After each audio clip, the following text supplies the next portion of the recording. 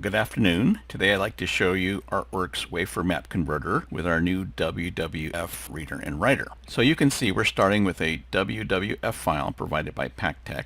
This is what it looks like in the inside. There's a header section that describes to some extent what's going on. There's a shot map section.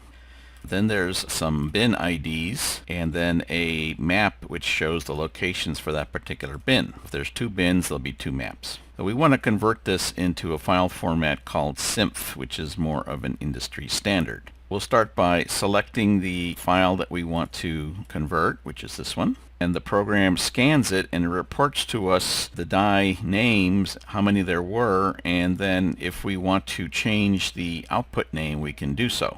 Now that I've got that, on the output side I can give it a name. It'll default to SINF in this directory. If I want to also produce a graphic equivalent, I can select GDS2 or DXF and I can control the units. Did not pick up the wafer diameter, but the wafer diameter should be 150 millimeters here. SINF has no wafer diameter. So once we have all of that in our dialog, then we just can press convert, and of course this happens in only a tenth of a second. Now let's look at the SINF and the DXF.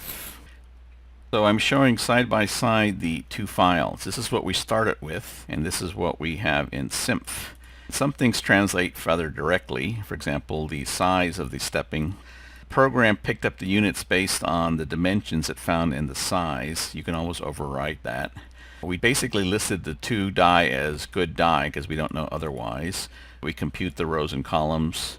We find that the flat is on the bottom, and that's coming from this entry. We define the wafer as being that. We're not using this wafer. We're using one farther down right there, wafer ID. And the lot number we picked up and the device we picked up from here.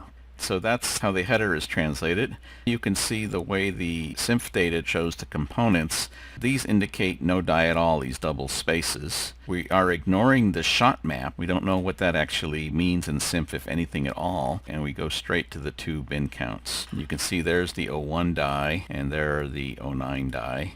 And right in the middle of this, there are actually neither 01 or 09, so there's actually an empty spot. Let's look at that in layout format. Now we're looking at the DXF file using AutoCAD, and you can see there's our 150 millimeter diameter.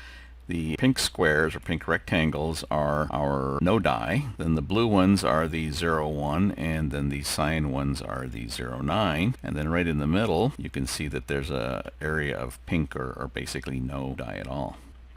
So that's basically how the program works, and then the next video will show how we can reverse that back to WWF.